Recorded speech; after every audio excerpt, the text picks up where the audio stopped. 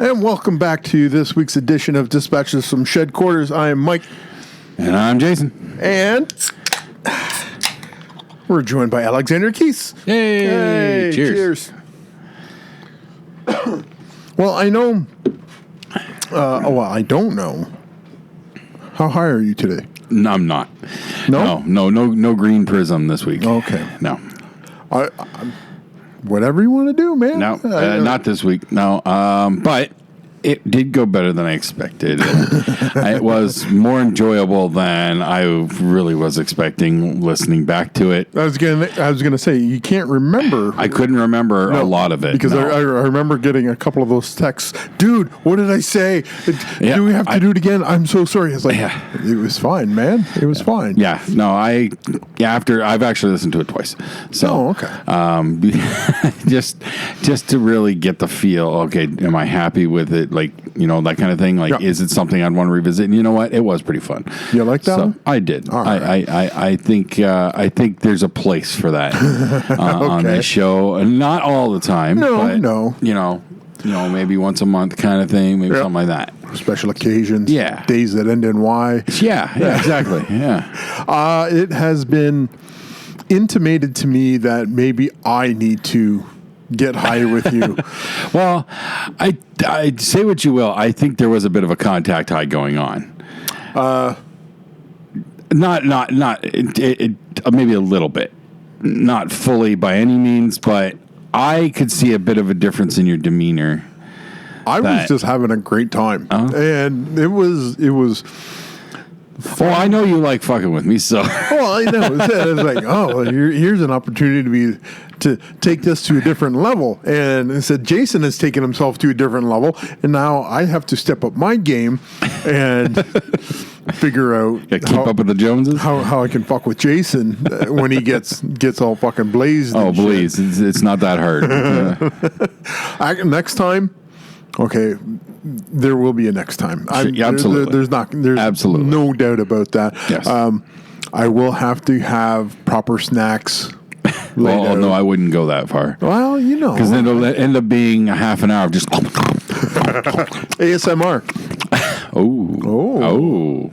Ooh, stoned ASMR. Stoned ASMR. I wonder if that exists already. Oh, probably. Yeah. Like I said, it would not surprise me in the least if most of the ASMR people out there that eating food, that is, for ASMR, most likely. I did see a thing. There was on YouTube. Follow this one girl, and she's just like a reaction to the news kind of thing. Okay. And she posted a video the other day of. She found a video of, or a channel on YouTube of a girl that has quit her regular day job because she makes so much money off YouTube by videotaping herself eating McDonald's.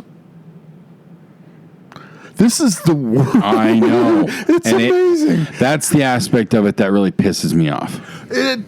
Because this is something, and she's not really, okay, not really a air quote hot chick. It's just a normal girl, and she just sits there and she eats McDonald's. I refuse to believe there's not something sexual involved. Like, I know she's not trying to be. Oh, of course but it has to be somebody with weird fetishes that are just attracted to that sort of thing. Absolutely. Because I don't get it. We got into this conversation Friday night, the other night, about watching certain things like that. Like Crystal watches that one little Asian girl that just eats mounds of food, and I don't get it. Yeah, because Xander watched something similar, and he didn't like it's not something he regularly watches. Yeah. But he's like, I don't see the draw, and you're right, I don't either. Well, there's something out there for everybody, and everybody's got something. Everybody's got their own kink. Yes, and somebody out there is going to put it out for consumption. Mm-hmm. Somehow, some way. If you got this, if the one thing that really fucking floats your boat, you're going to find it because somebody put it out there. Yep. This is just one of those things where I was just like, she's eating McDonald's, and she's now become internet famous and rich for eating McDonald's. Yep. I'm in the wrong line of work. I know. This is the shit that pisses me off when I watch. I can't fault anybody for doing it, though. Or Twitch, some of those Twitch people. That, yeah. There's videos of people on Twitch getting huge donations. Have you ever watched any of those compilations? Yes. I'm just like, I need to start a Twitch I've also seen a bunch of them where they think they're getting a huge donation and it ends up being like some kid who's trying to use his mom and dad's credit card. Yeah. And so that comes, I've seen that sort of stuff too. But. Yeah, I did watch one where the guy ended up, somebody donated $20,000 to this dude, and he stops what he was doing and he goes, okay, I need to verify this. I'm going, shit, yeah, you do, because if this is just some punk kid, but he went through the whole process of verification that the money was transferred and everything else. He goes, somebody just gave me $20,000. That's crazy. And I'm just like, that's crazy. Just mind. I don't know what's sadder, the fact that somebody donated it to him for probably doing next to nothing. Sitting there playing video games on Twitch. Or the fact that somebody just has 20 grand to just throw away like that. Wow. That is a weird philanthropy, I think. That's the only way to look at it. Throwing out that kind of cash to just some dude on Twitch playing video games, and they're going like, here, okay, you entertain me. Here's $20,000. I honestly don't. I can't say I don't, but I also don't see much of the draw of watching Twitch users. Like, I can get it sometimes when they're fucking around in a game and messing with people, trolling and whatnot. Yeah, that can get kind of fun sometimes. Yeah. But when it's just them playing a game, like, I don't see the point, especially the ones that get super cocky. Now, I get a kick out of those ones. I've watched a lot of those Twitch fails. So they're playing a game and they're acting all hot shit, and then poof, they're dead for stupid reasons or something. Like, or they get caught cheating and they get instant I've seen ban. A couple of those. That's fantastic to watch a dude melt down. And everything that he's many of them end with them smashing their keyboards, smashing their chairs. Makes me happy to see that. Those are the videos that first drew me in when it came to that stuff. What was there was one guy I can remember. Now he wasn't video gaming at the time. I don't know if that's what he did, but he was. He went to a restaurant. Mm-hmm. And he was live streaming while he's in this restaurant, and, it's like a little bistro type place or something. Pretty sure in LA somewhere, and they were people watching it. Mm-hmm. I guess were trying to mess with him or whatever, and they started calling the restaurant and making complaints about him. No way! And the owner came up to him and said, "Okay, you got to go. You need to leave right now because you're drawing unwanted attention to this restaurant." And he flat out says to the guy, "I'm connected with the mob. You're drawing unwanted attention. Get the fuck out." Yeah. Well, that's one way to get somebody out of your restaurant. He ran in a hurry. Oh, yeah, no doubt. He's like, okay, I'm gone. You want me to go? See ya. I don't think he said a word for like 5 minutes as he got like 2 blocks away. Running. Okay, it's safe now. Well, that is a good way to get somebody's attention right off the bat. Yep. And wow. Yeah. Yeah, I can't think of a better way to get somebody out of your restaurant. Yep. Because you called the cops, big deal. Fuck you. Oh, you're with the mob. No, we didn't call the cops. Cops aren't going to be here until after. Oh. In that case. Yep. See ya. Yeah. So, have you gotten over your post-production blues? Well, it takes time. It takes time. Still coming down from a good show and all that, you know, a little bit. But it's starting to creep in. Like, okay, I gotta do something. I gotta start looking at the next. I gotta start moving ahead with the projects that I have in my head that I want to do. Things that I need to get back on track. The void needs to be filled. Yes, exactly. So, well, first off, I'm catching up on a bunch of my shows and stuff that have kind of fallen apart because I was like 4 weeks behind. So almost caught up. Yeah. Oh, that reminds me. My stories. I got to catch up to my My stories. Which one's yours? Riverdale. Riverdale. That's right. My inner tween girl is just realized that Thursday passed and I didn't watch the newest episode. I know. I've been stuck watching, not stuck, but I've been watching the Jack Ryan season 2. Okay. And I've got to really watch that dig show. that series. It's a really good series. I haven't tried to watch it yet. Yeah. But I really, really want to. Give it a good honest watch. Wrong show. Oh, shit. Still counts. Still But yeah, that's one I definitely will get into soon. Probably. Yeah. I'm thinking I'm going to binge that once all the DC, the Crisis on Infinite Earths is all done. Started yet? The Crisis itself is December. Okay, so they're warming up to it right now. Yeah, there's the build up where I think we're about halfway there. Batwoman, I'm just getting through it, but there's been no connection whatsoever. No. Okay, but they will pull her in eventually. Supergirl, I don't think has either, and it's I'm just pushing through it.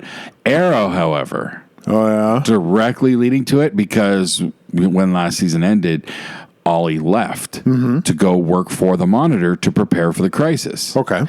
What they're doing on Arrow is brilliant to me because he's a little bit of universe hopping. Okay. Because he went to Earth 2 in the first episode and whatnot. What we're seeing along the way, this is Oliver Queen and in turn, Stephen Amell saying goodbye to all sorts of different actors and characters because that's kind of what he's doing in the midst of this whatever missions he's on for the Monitor. Yeah. He's like in Earth 2, his mother was still alive, his Tommy Merlin was still alive, got stuff like that, so he got to say goodbye to them. But it's not really them. Not his. Not his. Yeah. But it was the same actors and whatnot. So I think it's kind of it's the character saying goodbye, but it's also the actor saying one last goodbye to these people that I got you. To me, that's brilliant.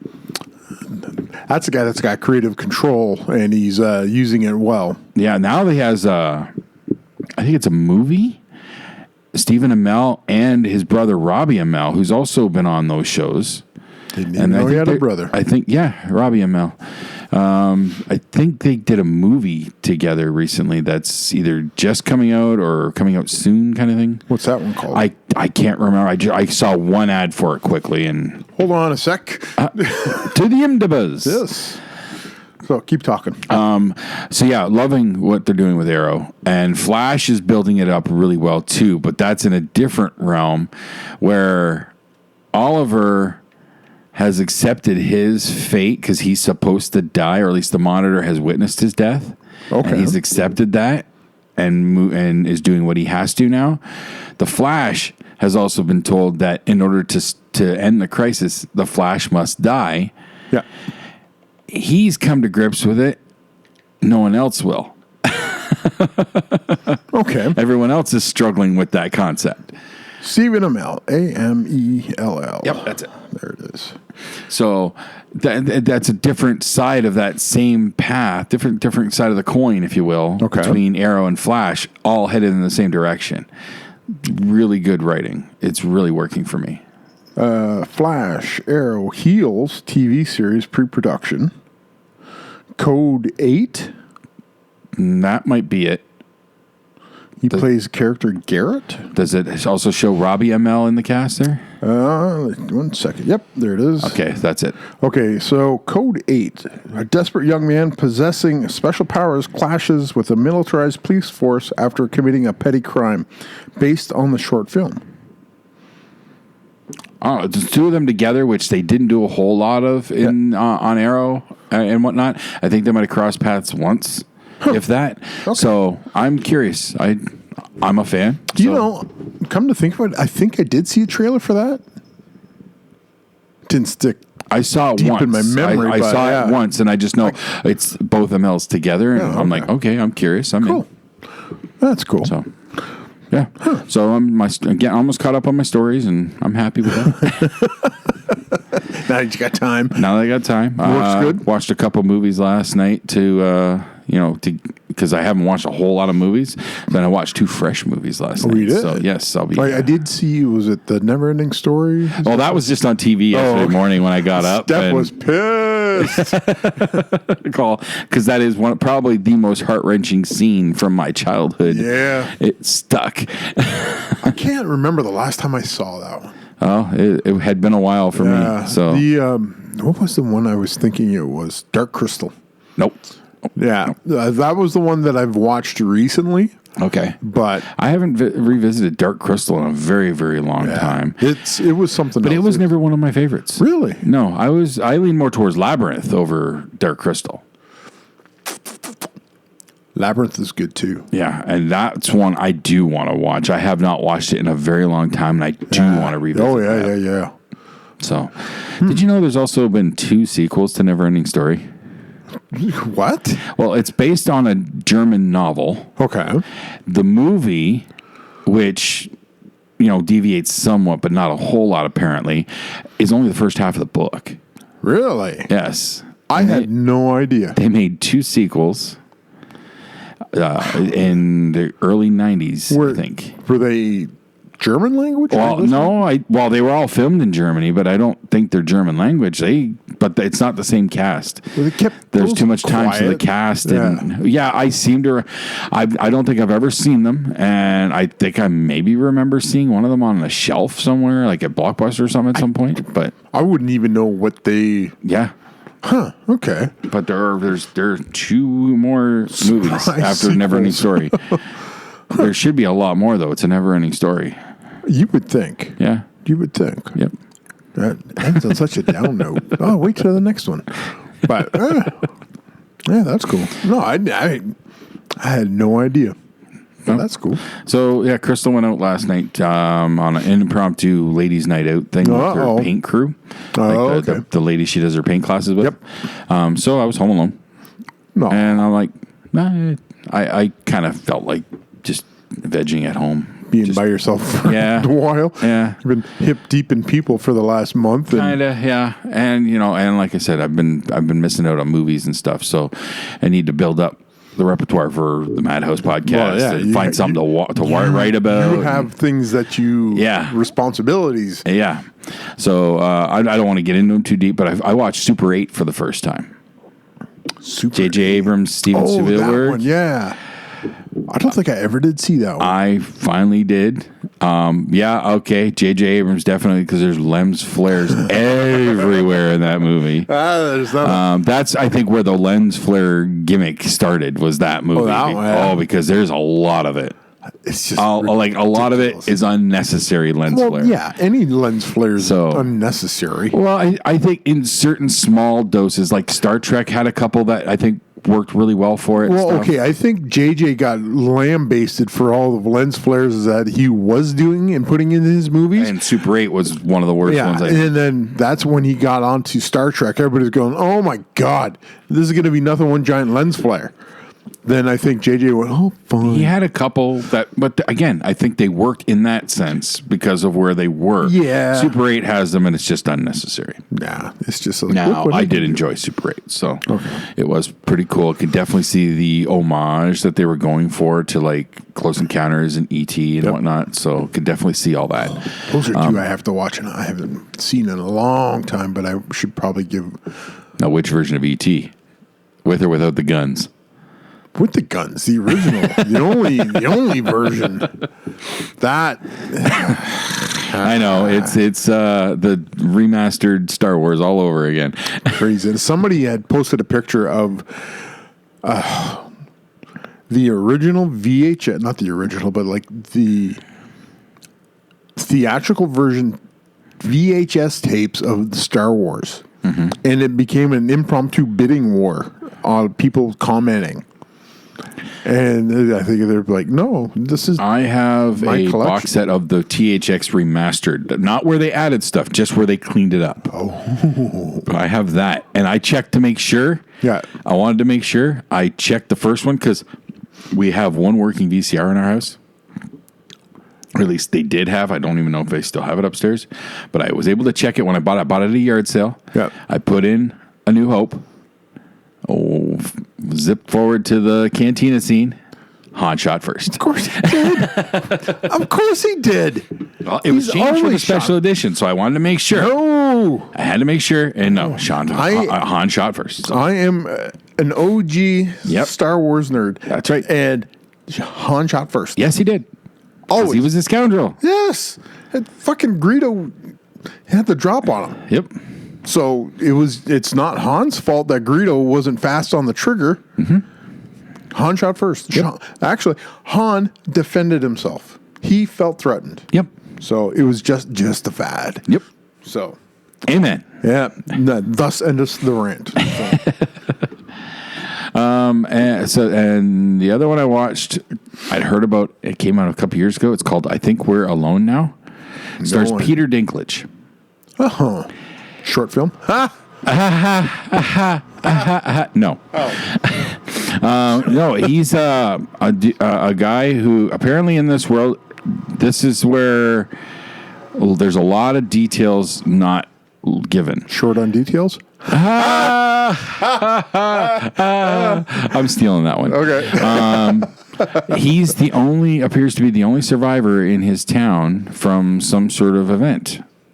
Oh. Everyone died, and from what you gather, what little bit they get into it, or what you see, everybody died instantaneously. So it was a short death. So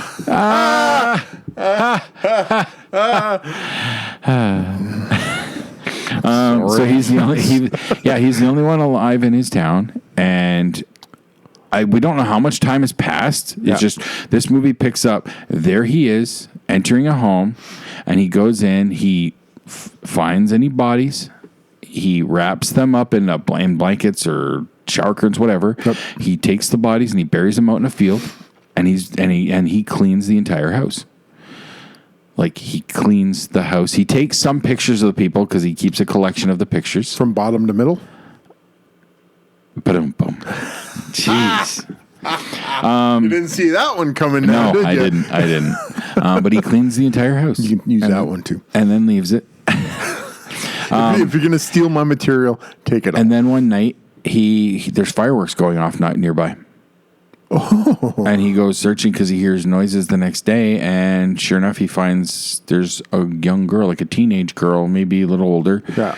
And she crashed a car. And she's unconscious. Who set off the fireworks? Her.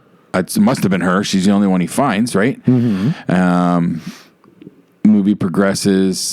He doesn't want her around. He tries to get her to leave. Kill her. He's enjoyed his solitude. No, he doesn't carry weapons. He doesn't. This is the first other person he's seen since whatever happened. But he's just said he doesn't enjoy people being around. Well, yeah. Well, he's come to accept his isolation, so he doesn't want her there. Okay. But she ends up sticking around, and they start to bond a little bit. But there's more to the story. Of course there is. Because she's from a place where there are more survivors. No. And she didn't tell him that at first. But in the it was good. There's a lot of gaps, a lot of plot holes that you kind of fall into. Logic leaps. Logic leaps big time. Yeah. But acting wise though, it's Dinklage, and it was Dinklage on point. He was excellent. How old is this one? 2 or 3 years at best. Oh, okay. So he's like right in his Game of Thrones prime of definitely. Look at me, I can act circles around everybody, some kind of things. Yep. Cool. So I enjoyed it. It wasn't great by any means because there's a lot of plot holes and some gaps. Oh, another actor in it who shows up late in the movie, Paul Giamatti. In a very interesting role. The devil?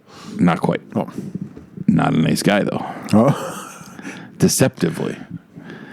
It's half devil. It was a good flick. Okay. I enjoyed it. All right. So. That's cool. No, wrong podcast for that talk. Well, no. We can talk pop culture. Yeah. We're nerds. Yep. Well. But I would be remiss if I didn't steer us in this direction because I kind of hijacked things a bit last week with the whole Green Prism. I know what you're talking about. We need to discuss your return to the ring and what happened in Hamilton. I won. You won. Yeah. Come on. Oh. Give us some details. Tell us the stories. Regale us with your tales, oh wandering warrior. I hurt my neck and chest. It's because I'm old. Rusty. You didn't stretch, did you? You forgot to limber up, did you?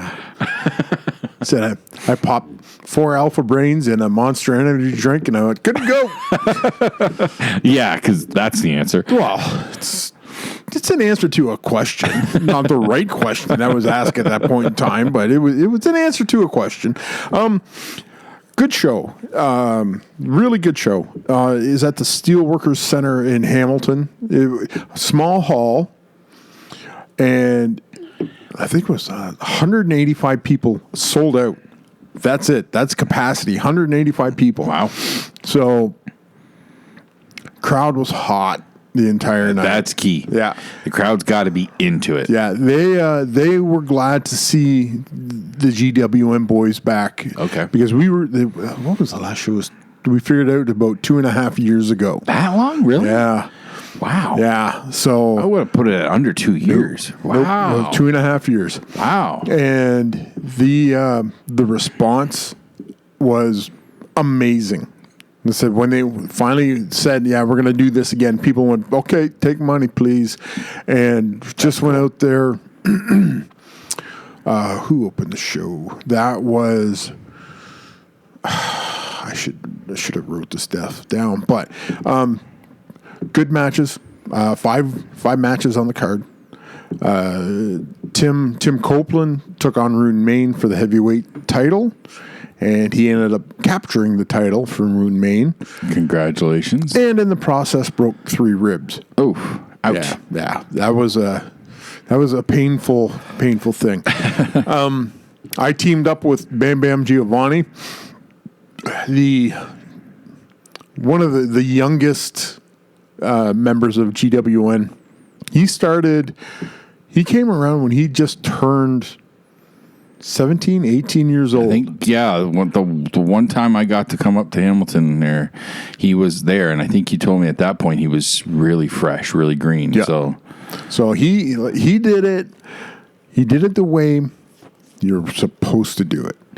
He come around and he was asking everybody, "Can you teach me how to wrestle?" And everybody, to the man, responses was, "Fuck off. No, go away. You're too young. Go to school. Do something with your life. Fuck off." So he did not get that discouraged about that. He kept coming back. He kept coming back, and he kept coming back. Finally, somebody said, "Fine, get in the ring." And I think it was Danger Boy just beat the fuck out of him.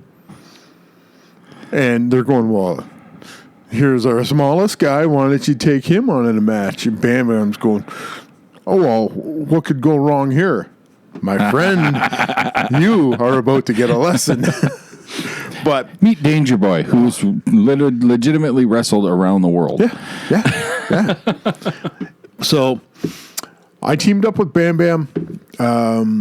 We went up against Alexei Krushkov and the bully Pat Muldoon of the House of Igor. And I had a simple plan going into this match for myself because I knew how old and out of shape and rusty I was. I'm going to keep it very simple. Mm-hmm. And basically, we just beat the little fuck out of each other for 20 minutes. And it was hard hitting. It was so very easy to get a good reaction because Bam Bam is now a firefighter. And his company came to watch him wrestle. Oh, that helps. It was so easy. Like we're standing. Okay, that's a plant. Come on. Yeah, look, like I said, you bring you bring an entire fire company, you're going to get a good reaction. Yeah. So we're sitting in the back. The entrance music hits, and I'm standing there looking at him. And Bam Bam looks at me. He goes, "Well, when do you want to go?"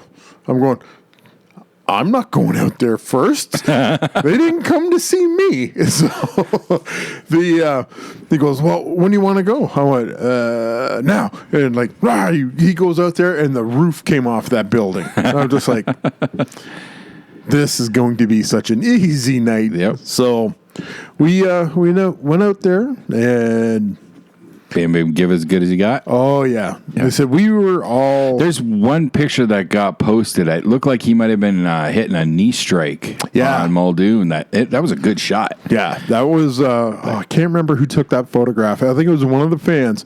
I know exactly what you're talking about because it looks like Bam Bam's just murdering Muldoon with that knee, and I'm walking out the other way, and I'm just like, I look back. All I remember is I hear there's a smack, and I see Muldoon's head snapping back, and I went, good. All right. As long as it's him, not me. So,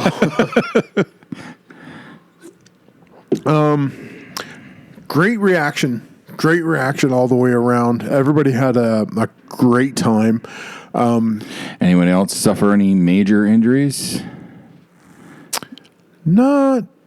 Not debilitating, not hospital worthy like Tim did. Okay. But it was just a matter of everybody's just rusty. Right. And nobody really did anything up until that point in time to try and get ready for a show, which in hindsight, we all should have tried. Yeah. We knew months back we had this coming up, and nobody goes, I'll wait till, I'll just wait.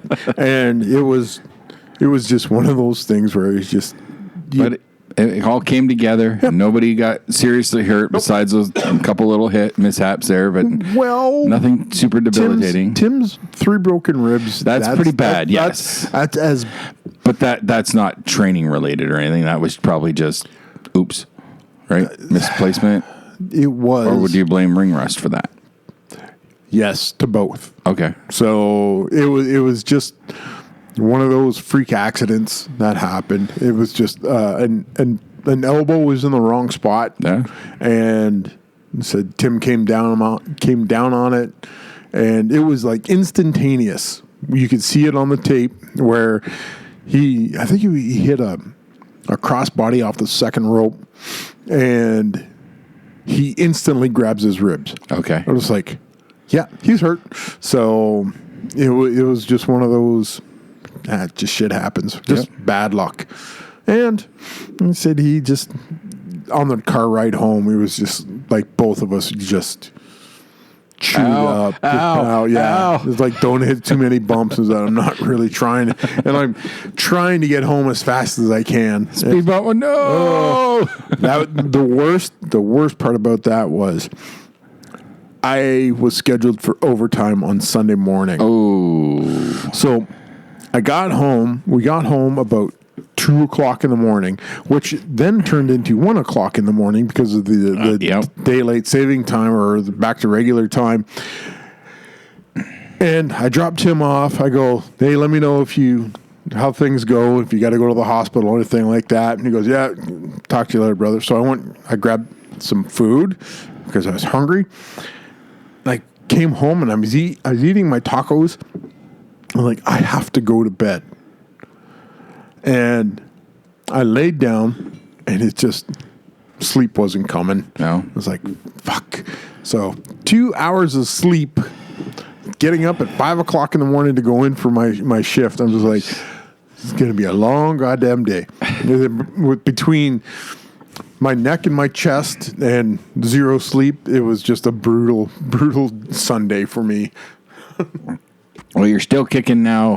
Here we are a week later. You're looking a little more spry than last week. Oh yeah, they said I'm a little less damaged, which I miss the good old days where I could bounce back from something like that within a day or two.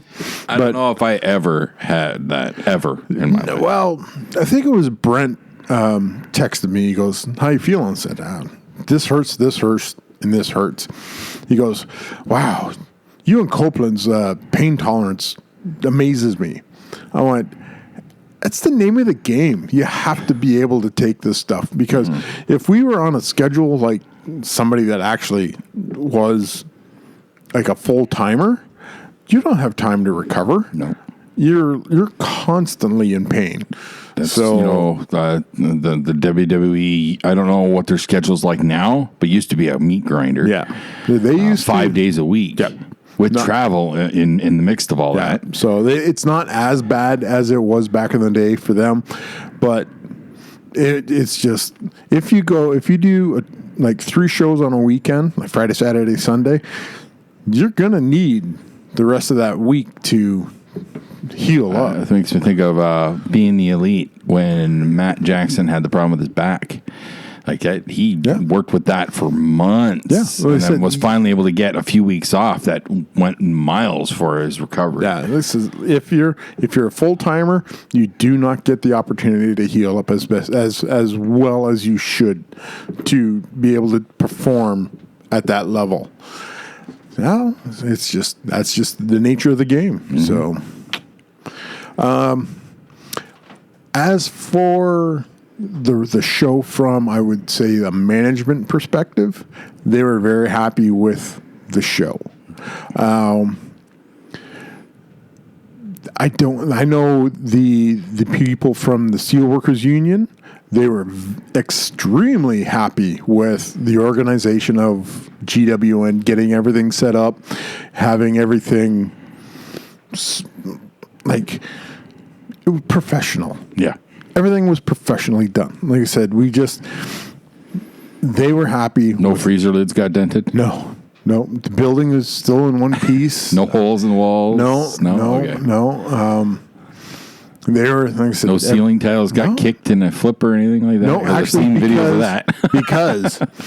because it was kind of a short building, there's nothing can be done from the top rope.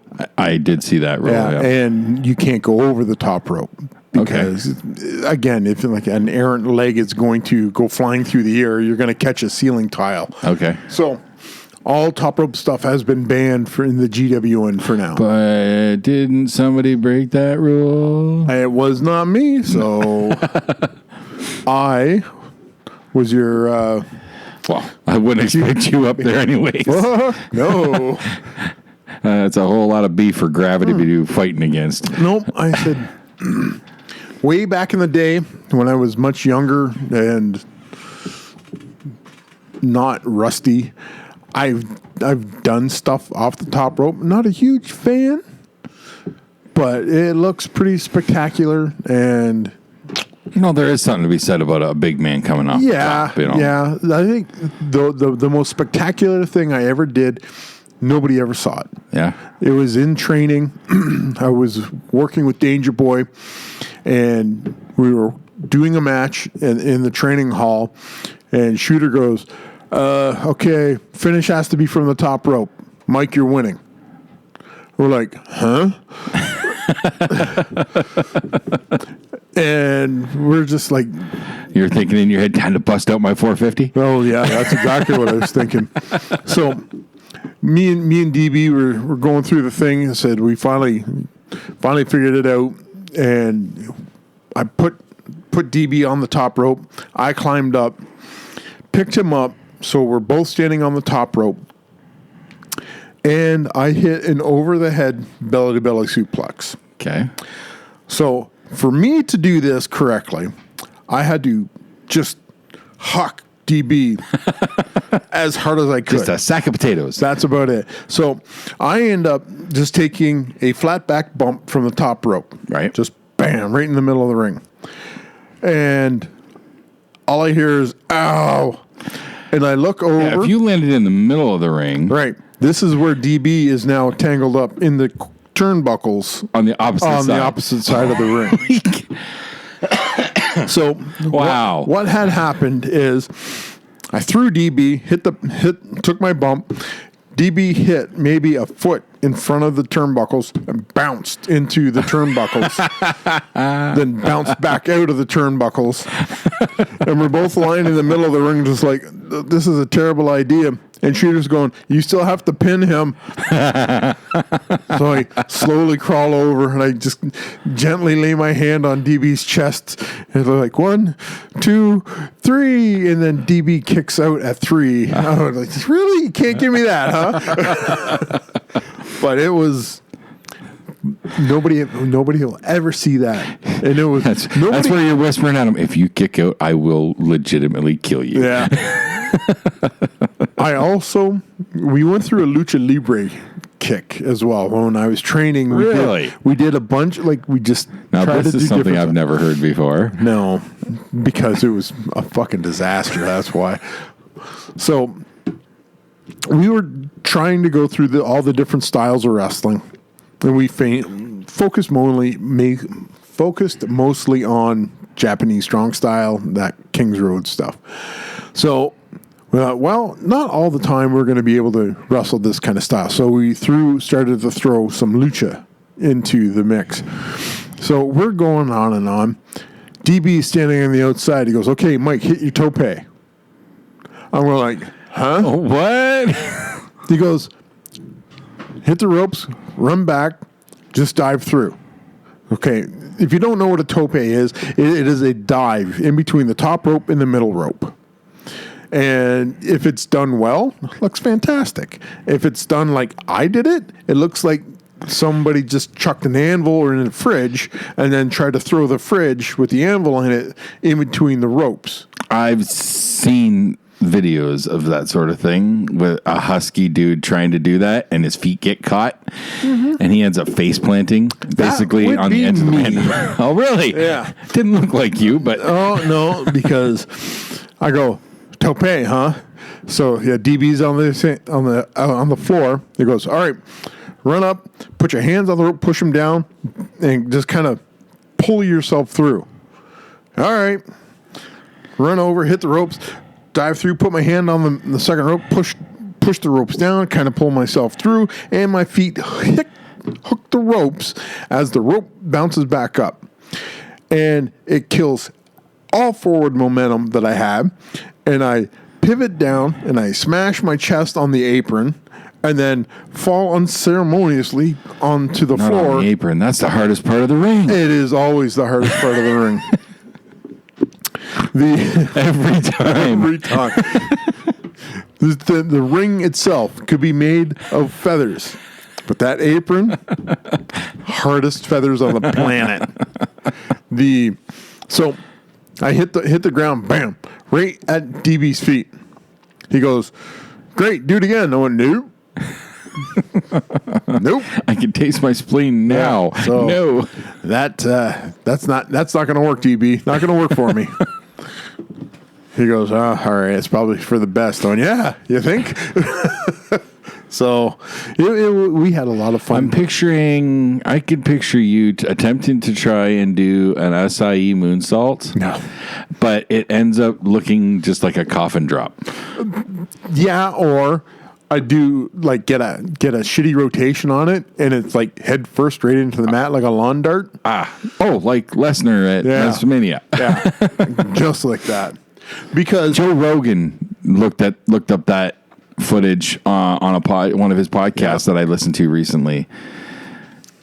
Not a recent episode. I think it might have been from a few months ago. But he actually heard about that, and like whoever he was talking to mentioned it, and they looked it up. And it's like, oh my God. Yeah.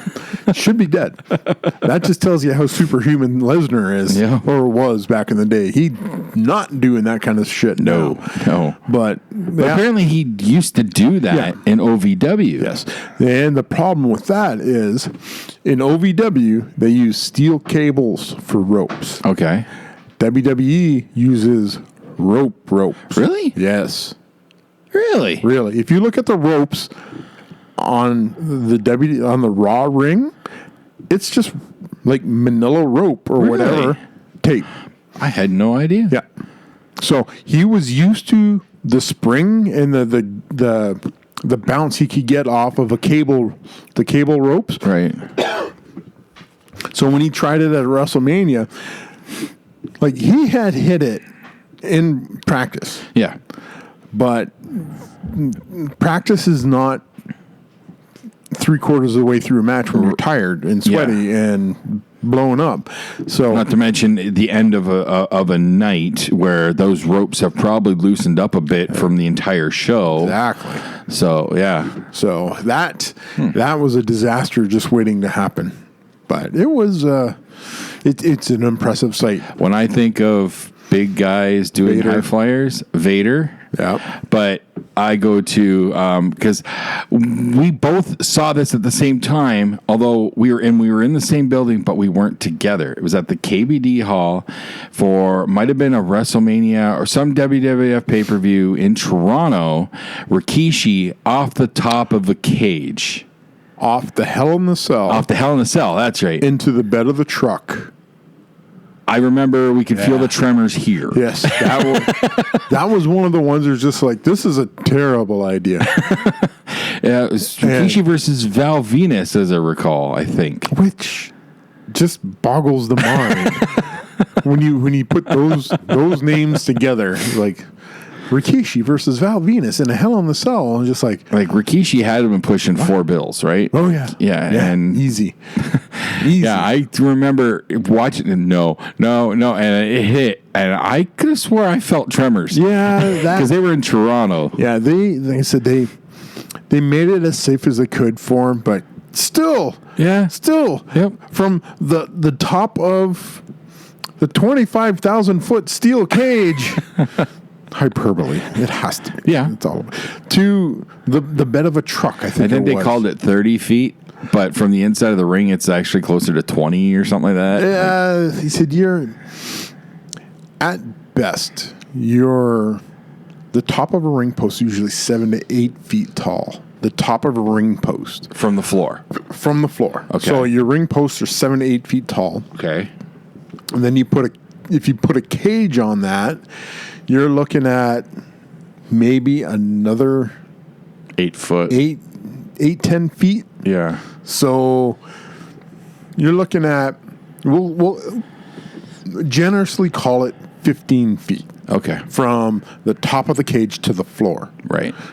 because your cage is on the apron. Right. That's where you start your measurement, Right. not the top of the cage.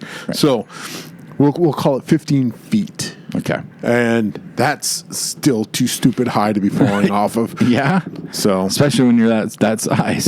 yeah. But the only thing that worked well for that is he got paid so much money No to doubt. do that. No doubt. So that's said the green takes the pain Is away. he still alive? I don't think I know he so. was on the independent scene. He was briefly in like Impact or TNA Wrestling, whatever it was at the time. Yeah. But I haven't seen or heard mention of him in a very long time either. Well, let's find out. Is Rikishi dead? Died December 4th, 2009. Really? That long ago? He's Damn. the older brother of Eddie Fatu, who died, December 4th, 2009. Huh. Does not say why. All right. Yeah. But yeah. okay. Rest in peace, Rikishi. Crazy bumping motherfucker. Yep. Yeah, for a guy his size, he was so agile. Yes. Yeah. Well, all the Samoans, they're all family. They all came up into the business together, and they're all just super athletes. Yeah. Just super athletes. Even when you're the size of Rikishi, still being able to flip and move like he did. That always baffles me to see that. It's like they're defying physics. There's a lot to be said about being able to do pro wrestling well and being trained, and the right ring helps a lot. Yeah. Because the WWE rings were notoriously hard, so you could get good push off of it. Okay. For like flipping and stuff like that. Now they've added some spring into it after the the Mick Foley through the Hell in the Cell. That it was not the fall to the announce table that fucked him up. It was the fall through the cage to the mat. Yep. That's what did him in. That's where his tooth comes through his nose and shit. Yep. That's he goes, it would have been better falling on the floor. That kind of thing. So it was just one of those things. Yeah, the wrestling rings are and aren't as easy to fall on as it looks like. I remember helping you set up your ring back in the day, and you had that big spring. That helps. Yeah. That helps a lot. Now- But it doesn't take away. You're still bumping on steel and plywood. I remember going to a show in Forest, Ontario. The Forest, FWF, Forest Wrestling Federation. Florence. Was it Florence? Florence. Dresden way. I thought it was Forest. Okay.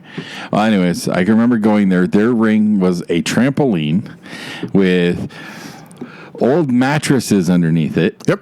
And then they had posts with ropes Yep. attached. Yeah. Yeah. Yeah. That I don't think that was very hard to land on. No. No. That was a definite point of contention growing up in Well, that was the business. that was a backyard fed. Yeah. And Now, that backyard fed has given us one star at least. yes. Well, that backyard fed made Eric Young. Yes. And Eric Young, he took what he started with that FWF, and he did not think he was at the peak of wrestling where he was at. Right. He knew that he had to do better wrestling in real promotions. Right. So it was a way to start his name, and it was a way for him to get his foot in the door in a lot of promotions. Because he probably did pick up a few of the fundamentals. Yeah, You would hope. You'd hope they would. You accidentally learn a lot of stuff, but he was just not. He was driven. Mm-hmm. Like he wanted to make this his living, and he ended up doing that. He's doing it right now. Yep. So he knew, if I start on this trampoline, I'm going to be nothing but a backyard kid. He had to get away from it and get into more legitimate promotions, which he did. And his career is now taken off. He's one that I'm really hoping someday he does a memoir. It would be interesting to see where... Not just because of the local connection. I just feel like his career has an interesting path that... Yeah. Oh, yeah. Yeah. Especially with him going into like TNA and then getting a TV deal. And the comedy, he did a lot of comedy wrestling, and now he's like a legit badass kind of thing. Yeah. You know. So it'd be interesting to see how it goes. Yeah. So do you think GDUN was going to come back? Do you think this is going to be a resurrection, or was this just a one-off? I honestly don't know. Okay. I honestly don't know. Because I heard both things that day. And it's going to happen if and when it happens. Right. And either way, I'm fine with that match being if that was my last match, I'm okay with it. If it wasn't, I don't know where. Well, you still have to find that rat bastard that jumped you. Yeah, I know. We'll be fine. One of the commentators, of all people. I know. I know. Stay behind the microphone, you little weasel. He just. Like I said, He ain't a little weasel. No, he's not a little weasel. And he said when he did jump me, when CK Savage jumped me afterwards, I really wasn't that surprised. No? No. I figured Bad blood there? we had unfinished business from 4 years ago, roughly. I would guess. This is 4 years. CK Savage, formerly known as Scourge. From Revelation. Right. Yeah. So unfinished business with that. And I don't know, when he showed up to do commentary, I was just like, interesting. I haven't seen him in a while, and all of a sudden he's coming back to do this. So I am not overly surprised that the attack happened. Now let's find out why he jumped you. Come on down!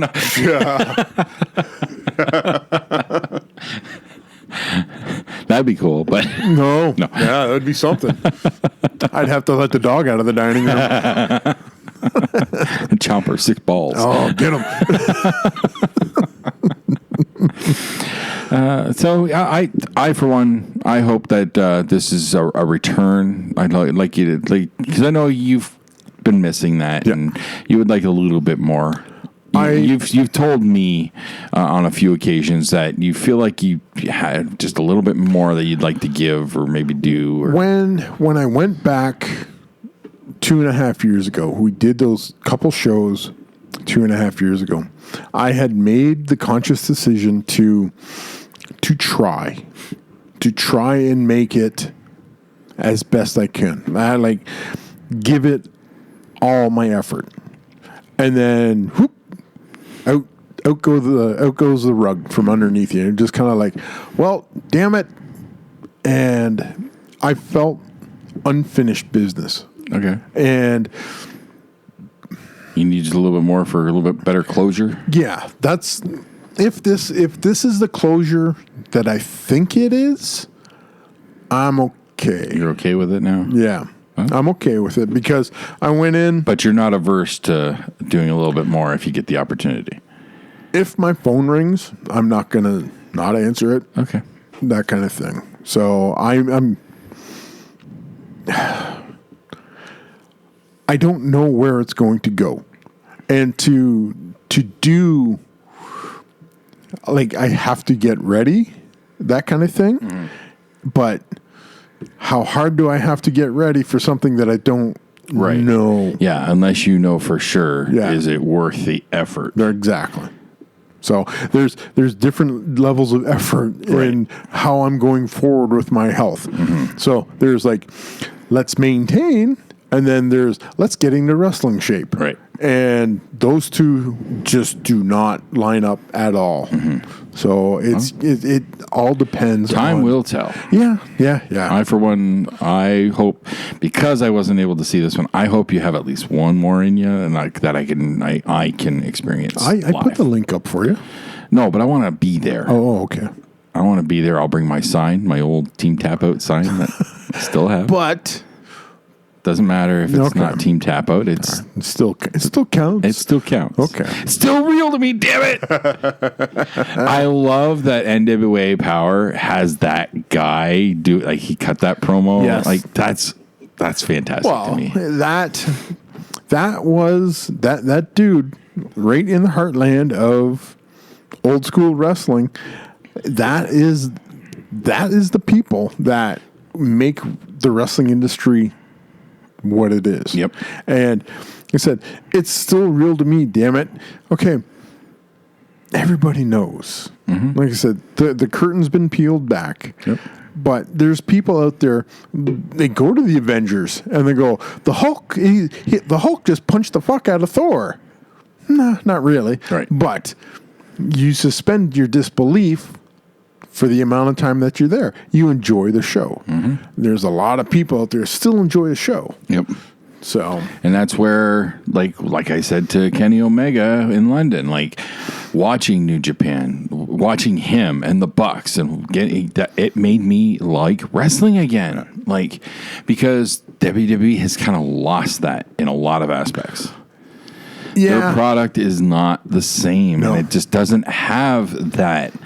And so that's why I don't watch their stuff. No. I want quote unquote realism. And I get that more with New Japan, with All Elite. And I know I have not watched their pay-per-view. Okay. So I'm trying to avoid spoilers, but did you see Dynamite last week? Yes. Cody's promo. Yes. That promo. Stellar promo. Yeah. He channeled his dad Oh, big time. to cut that promo. The And emotion, Yes. the heart. Yep. Just so fantastic. And then juxtaposed against Cody's promo is Jericho's Oh, fuck. video package. Yep.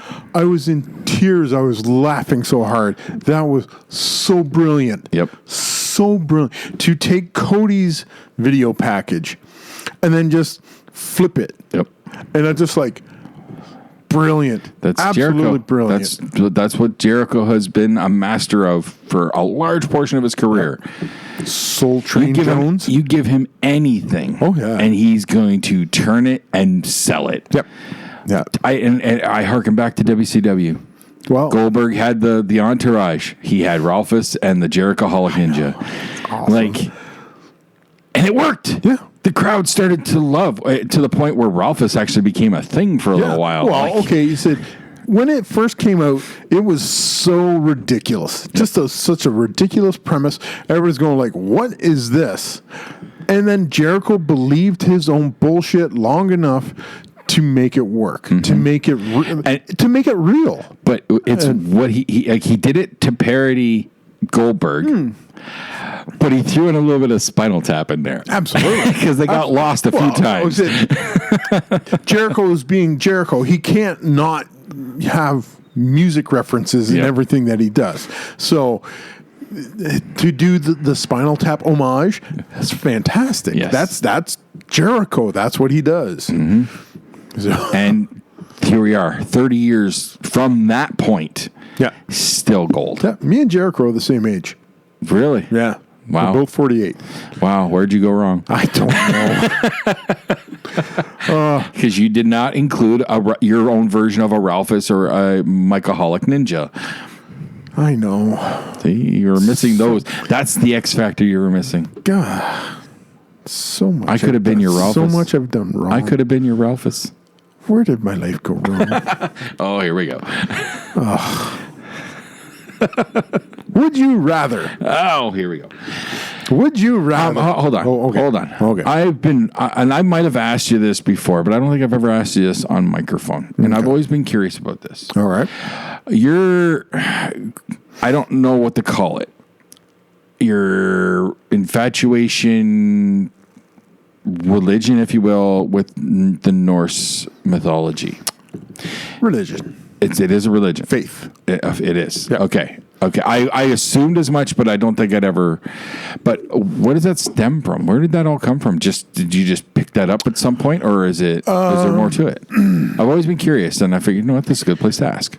Growing up, we were never really overly religious. We would do, like, my mom would take us to like the big holidays to the church, like Easter, Christmas, and stuff like that. I went to Sunday school as a kid. Yeah, Like, it just was never really our thing, our big thing. my parents weren't churchgoers at all. No.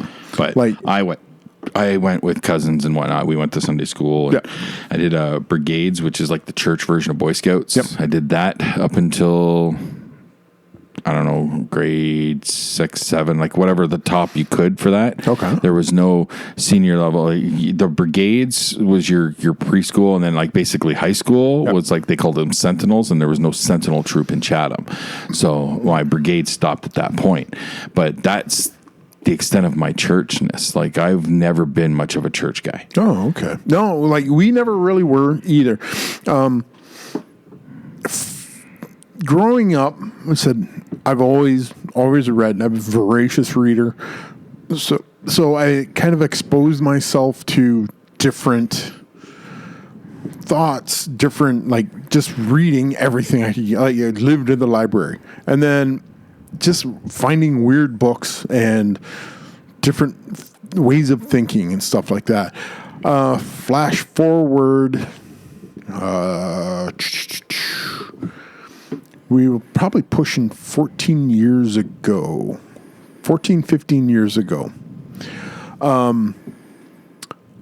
I stumbled across a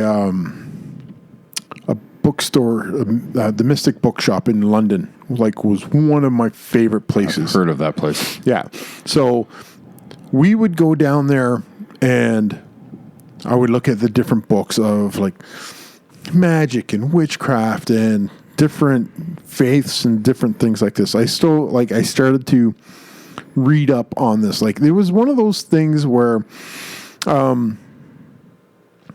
there was the void kind of thing. Like there's something not in me that that void needs to be filled. So I started to do the research on like paganism and Wicca and just all the different. I went through a brief phase of that sort of thing too. Yeah, but I didn't stick with it. I didn't delve too deep. No, I see with what I found, I'll say Wicca was my gateway drug to this. So getting involved in Wicca and stuff like that, it just didn't feel right. Just like me and that, just the gears didn't quite mesh. But because of that, I had exposed myself to different religions and faiths. And then I stumbled upon Asatru, which is Asa is the Oz is the Thor is the Aesir. These are the Norse pantheon of gods. Okay.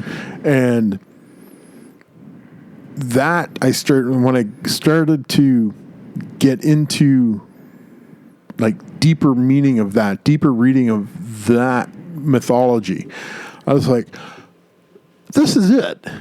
This is it. This is the stuff that fits. The more I read the old sagas, the actual history of the Icelanders, the Scandinavians, and the old Germanic tribes, I'm just like, yeah, this is where I'm supposed to land. And that was 12, 14, 15 years ago. That's it? I would have thought that was longer. Because it was, I ran into an old friend on like seeking information. I found a group in Chatham, and I thought, well, they were talking about having like a coffee social get together kind of thing. I went, all right, I'll bite. I go there, and it just so happens to be a friend of mine that I'd known from years past that we just grown apart. Everybody like does the thing where they go off on their own way. So bumped into her, rekindled that friendship, started to get more active in the heathenry and pagan scene. And it was just like, all right, this is where I fit. This is how I am now comfortable, and this is filling up that space inside me that I needed. And I've met great friends, and it's just one of those things where, Shecky, shut up, I'm going deep. It's just one of those things, or like, I didn't fit with Christianity or anything like this, but this was like hand in glove kind of thing. That's when I started to dive into it. I just always wonder where that came from. I didn't know if that was like if you like ancestrally or something, like you know much about your family history, that sort of thing. Yeah, ancestrally, I did a was it Ancestry.com, like one of those DNA tests. Okay. As far back as they can discern, I've got some Germanic, Scandinavian blood, English, Scot, and Welsh. which all makes sense. Which makes me a Western European mutt of.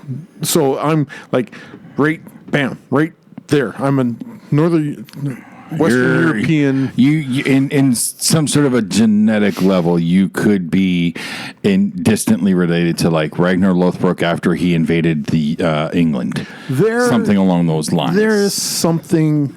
That kind of thing is what I'm like. for. My last name, Lutz, is an Austrian name. It is a mutation on the name Ludwig. Okay. So wherever that chemistry happened, where Ludwig became Lutz, is Western Germany, Austria area. Okay. So right smack dab in the middle of all that. Well, I said, I still got my blue eyes, so I hung on to that part of my genetics. So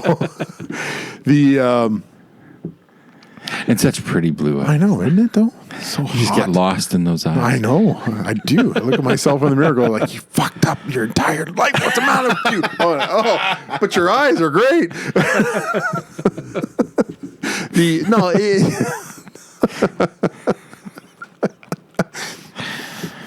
But no, it was.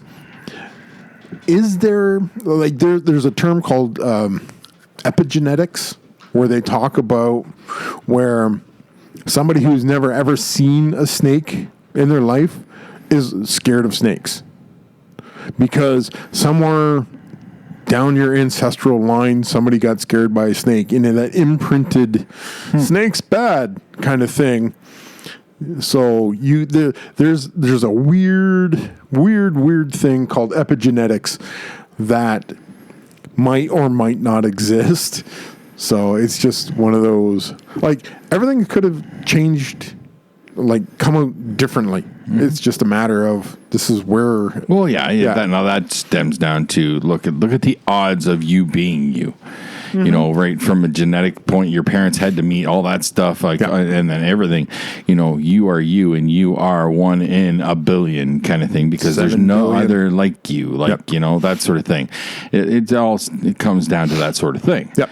So we all share that in some way, shape, or form. I have no idea about myself. Like I know my ancestrally, family wise, French, Irish, some mix like that. Yeah. But I don't know anymore. I've never done like the ancestry thing. I've never done the. There was two friends of mine, two sisters. They were the one that put the bug of ancestry, doing the DNA testing in my head, because we were at another friend's house and they got email notifications that the results came in, and there's like open. Let's learn. Let's take a look. Like they went, can we do this on our own first, so we're not completely freaked out? Right. And yeah, because you don't want to open that up with people around and find out that you're related to something that exactly. Could be, what? We mean my great uncle is Adolf Hitler? What? So they came back, and their sisters, they are 2-3 years apart age-wise. Their DNA results could not have been more different if they tried. Really? They're both Dutch, and they have similar levels of exact same parents. Yeah. Wow. Yeah. It's just that when you get into DNA, what genetics you get, like my brother and I, genetically, nowhere near. I'm more genetically akin to my dad, whereas my brother is more genetically akin to my mom's side of the family. Look at my kids. Xander, dead ringer for me. Yeah. Tally is a dead ringer for Crystal's dad. Yeah. That's when you start mixing up that genetic soup like that, you don't know what you're going to get until it just comes out 9 months later and just like, well, that's a surprise. Why is our baby black? Yeah. Crystal? Crystal. No, it was you, Jason. Like, I take the ancestry, find out I'm like 1%. oh, there was a good video. I can't remember. It was a British talk show or something like that. So there's this one dude, a massive racist. So they had him fill out do one of these DNA tests. Oh boy. He's like, you've got to be racially pure and all this, that, and the other thing, blah, blah, blah. His results came back. He was 30% Northern African. There was a lady there. There was a black lady there. She howled with laughter. And I'm just like, fuck this guy. That's great. Yeah. So there's a bunch of great DNA reactions. If you go on YouTube, I might have to fall down that rabbit hole. yeah, there's like some of these ones you're just like, huh, all right. Like there's a friend of mine, she got hers done and she lives in Windsor. And she was going, oh yeah, my results should be here soon. And there was a bunch of speculation. There was like a speculation pool of what her genetics was going to be. And then she got her results and went, oh, nothing. She blew up the brackets? Blew up the brackets. She just like strapped dynamite to everything. Just like, nope, none of this counts. So it was amazing to see. Like there were some things, but not at the levels of expected. You would expect higher Western European, and Right. she got higher something else. Right. Okay. So it was fascinating. It's just a fascinating look at what Someday I can might happen. do that. A little bit of me Yeah, if you is a little curious. yeah, there's I'm sure I'm pretty generic in my ancestry, but you never know. you never know. Like the All it takes is one freaky one night stand way back in the day, right? And all of a sudden you're part Transylvanian. Or Yeah, something who like knows? That. Yep. It's weird stuff how the DNA just kind of works its way together. Mm-hmm. And the ancestry one is kind of surface level. I think what is the other one? 22 and Me or 23andMe. 23 and Me goes a little deeper. Yeah, you get like almost like a small pamphlet book kind of thing of information there. I might be interested in trying that experiment too, just to see the differences between Ancestry and 23andMe, just to find out. Now, in lack of a better term, in their defense, Ancestry was kind of like the first publicly known one. Yeah. So technology's probably changed and whatnot. So maybe they've upped their game since then. And I'm not constantly, but I will get occasional updates from Ancestry. Oh, really? They've fine-tuned testing. Okay. We've got more of a sample database to compare against. So my results kind of tweak every once in a while. Like when I first got my first results, it was like, oh, look at me. I'm like 30% Viking on all this. No, geez, what a surprise. And then the results, they fine-tuned the results. And they went, nope. Well, you're pushing you more towards England. Okay. And that kind of thing. I'm just like, eh. And it was funny. They had one of the FAQ questions was, he goes, but where did all my Viking heritage go? Kind of like, this is like one of the whines that they would get from some of the people that they like this. And the response from Ancestry was like, we understand that you probably already have your Norse tattoo, but sometimes the testing is in one of the FAQs, is it what percentage of African allows you to say the N-word? That would be zero. I don't know if they had an answer there. That would be, you're not allowed at all. You're better than 30%. Nope. No, nothing like that. Oh, Okay. why don't you ask Sean and What? ask Sean Brown? Really? Yeah. No. Ask him. No. No. Ask him. No. Better yet, ask DB. No. But no. I'd sooner ask Shooter right now because I could probably run away from him. Yeah, that's probably a better choice. Since his ankle got shot with a bazooka, I could probably run away from him. Yeah, no, they're half black. Oh, I knew that from the back in the day, but no, it's much safer. Yep. I was always curious about that. And, like, yeah, I know. That's what keeps bringing it to mind. Looking at the books. The majority of those books are tattoos, and you post the rune things. You used to do the rune things every morning, and that was just a helpful thing for me to focus on, and it's something I should probably get back into. You gotta find those things where you can, right? Whatever helps you. Yeah, this year has been.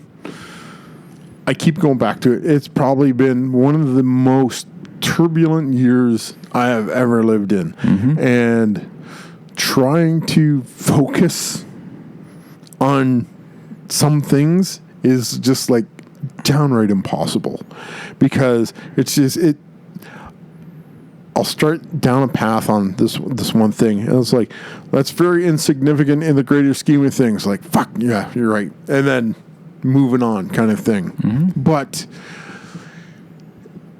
I can't continually deny who I am.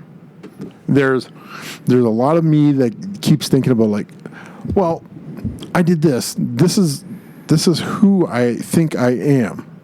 And I keep denying that part of myself because I'm having a hard time weighing myself against myself. You know what I mean?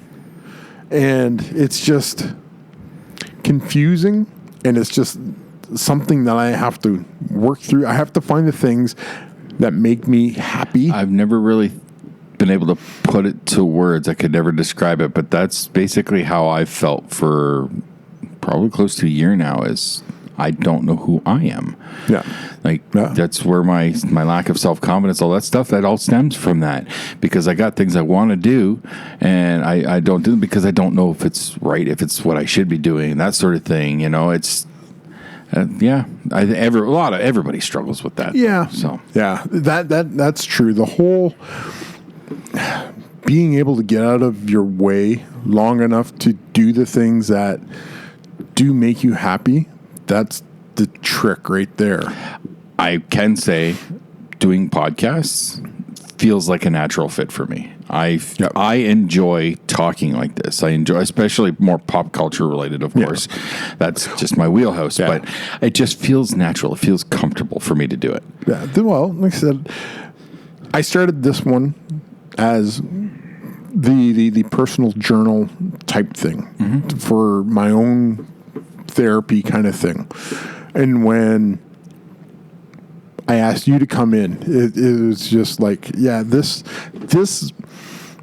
relationship in this podcast makes this feel so much better. Solo podcasts are difficult. Yeah. I've recorded a couple on my own, my vlog that I used to do. Yeah. Talking by yourself is hard. It's hard to stick to a topic. It's hard to make it interesting. Yeah. That's key. If you're going to put this out there, it's got to be interesting. It's got to get people's attention. That's why I did the karaoke thing at the end. I thought at least then maybe the people get a chuckle at that, So having at least one other person as a soundboard, as someone to react with. Yeah.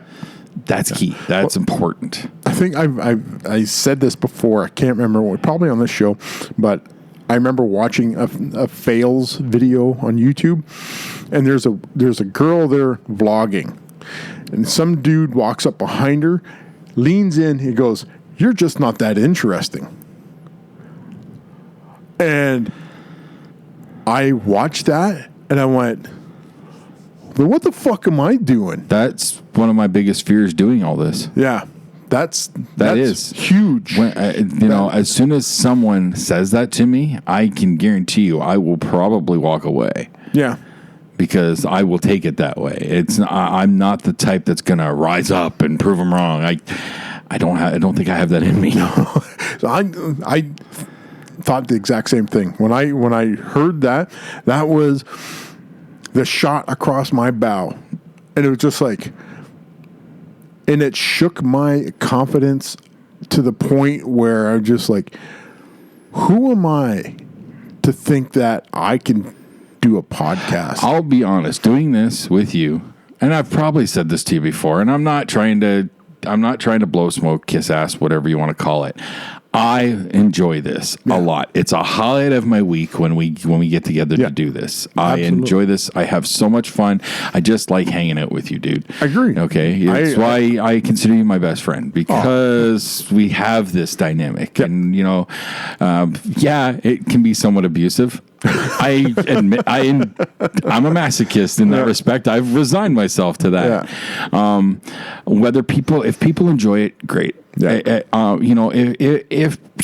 people listen to it, if it goes anywhere, great. If not, I don't care. I want to keep doing this for as long as you'll have me. Drive it till the wheels fall off. That's why I also like the Madhouse. That's absolutely. I get the vent about movie stuffs on a full scale. Have my rants when I need to. Get that out because nobody listens at home. So, well, okay.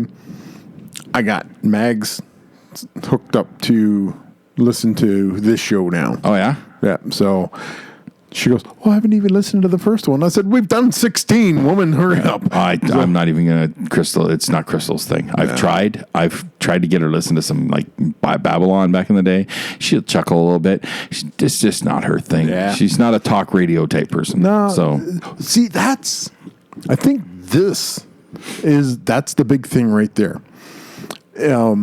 Growing up listening to the radio like we did, that's all we had really was the radio. And us being able to simulate being on the radio by doing these shows is scratching that itch that we probably didn't know we had. Like I know she was never as much of a fan, but Drew and Mike, Dave and Chuck, Howard Stern. If you're a fan, I could never get into Howard. You remember Mancal Muller out of Chicago? I've heard of him. I'm not familiar with him. I could never really get into Howard Stern.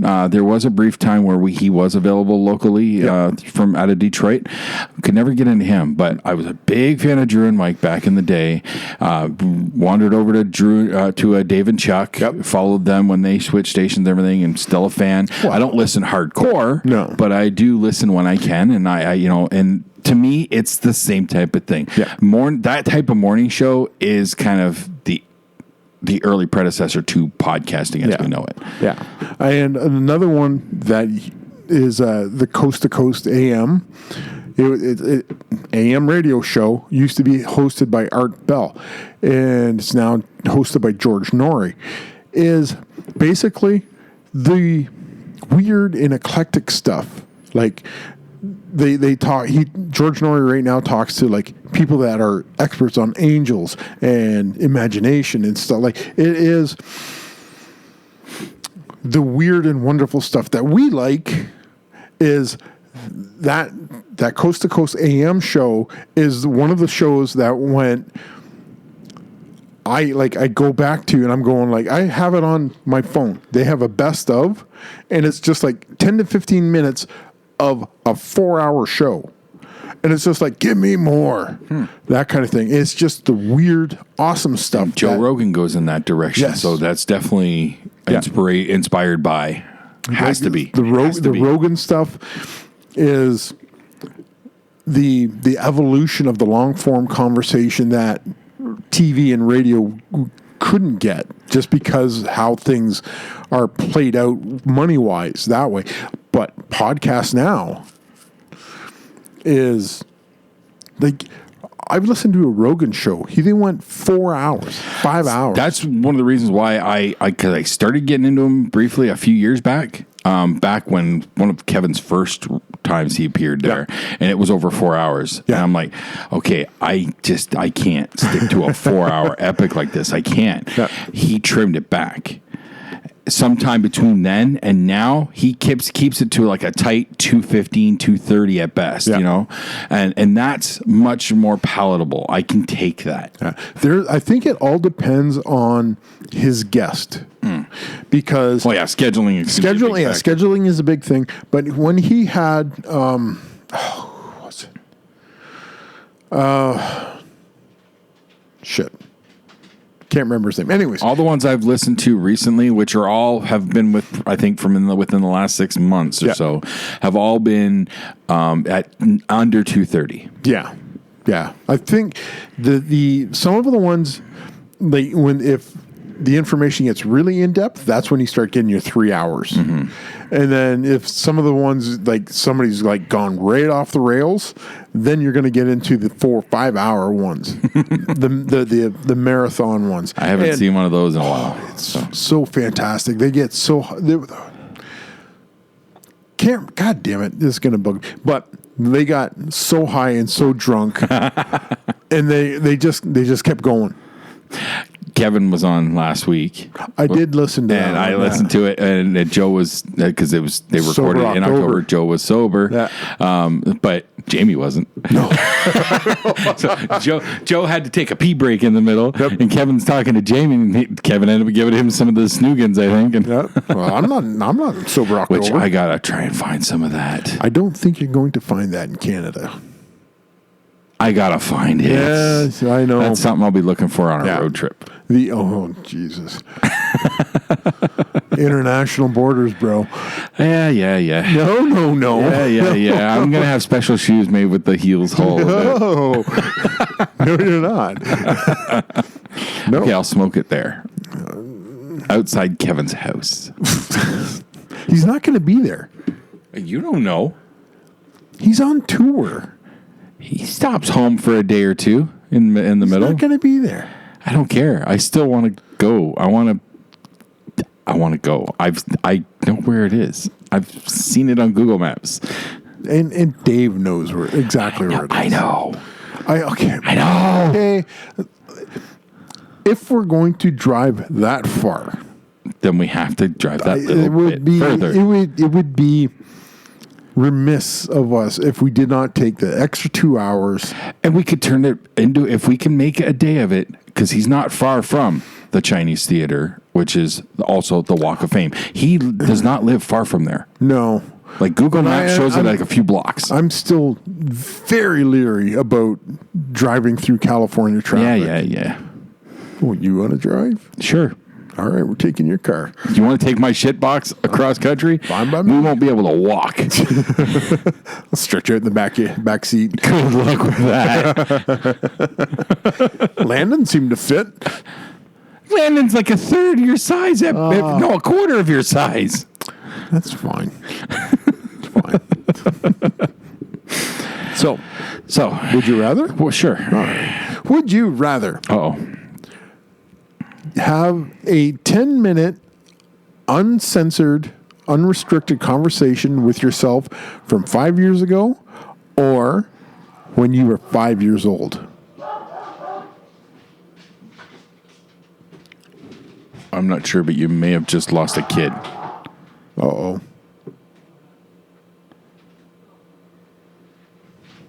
I better pause. And find out Okay, what's yeah, you going might want to go on. check on that.